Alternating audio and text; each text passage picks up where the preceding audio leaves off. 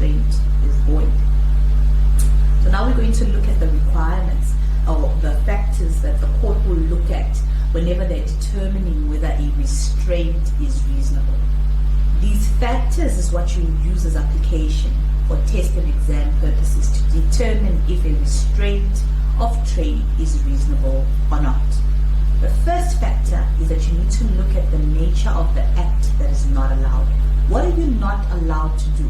Let's go back to our example where I'm trying to buy shop number 5 from the owner, and in the contract I say to the owner of shop number 5 that can't open another shop number 5 near me for the next 5 kilometers in the same area. So what does this mean? It means the nature of the act that is not allowed is him opening the same competitive business next to me. Then the time period of the restraint. How long do I want him not to open the shop? So in the restraint of trade clause, I will say, so for the next 6 months, you should not open the same shop. The geographical area, I've already said, it's here in Umlazi, 5 kilometers away from me. Right? That's the geographical area.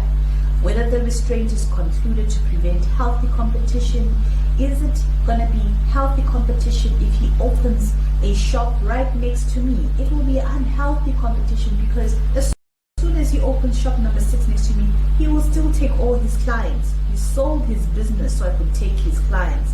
But if he's going to open a shop right next to me, I don't benefit.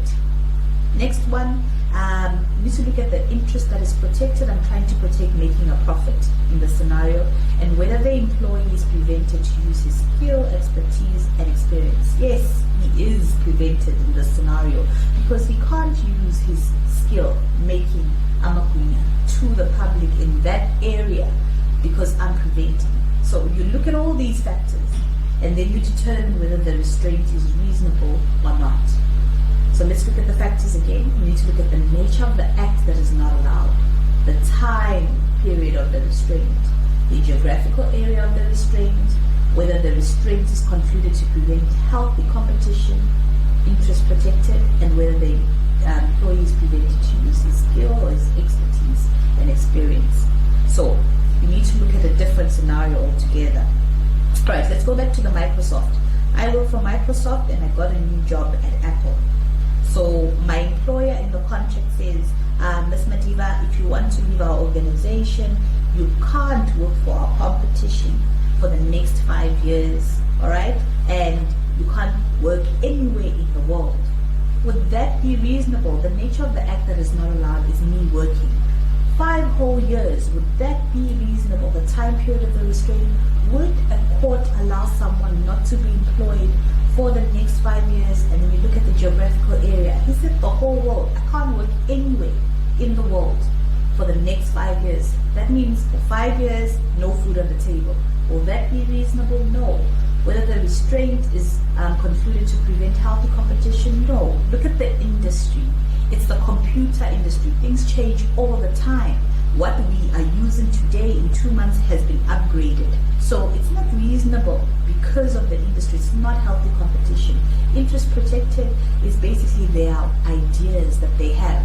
But as I said, those ideas change every 3 months because it's the computer industry. So you would find after applying all the factors that the restraint is not reasonable, therefore void. Okay?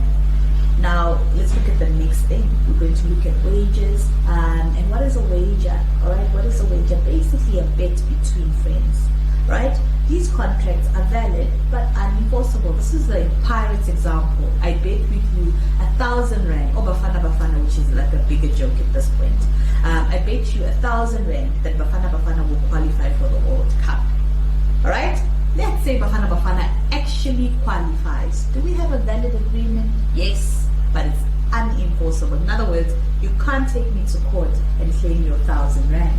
But we have a valid agreement. Remember, we did valid, void, voidable, and unenforceable contracts. A wager is one of those. Alright? These contracts create only a moral obligation but no legal obligation because it's unenforceable. Please go look at the summary on page 85, summarize the summary, and then add your notes to it. Let's move on. Now we look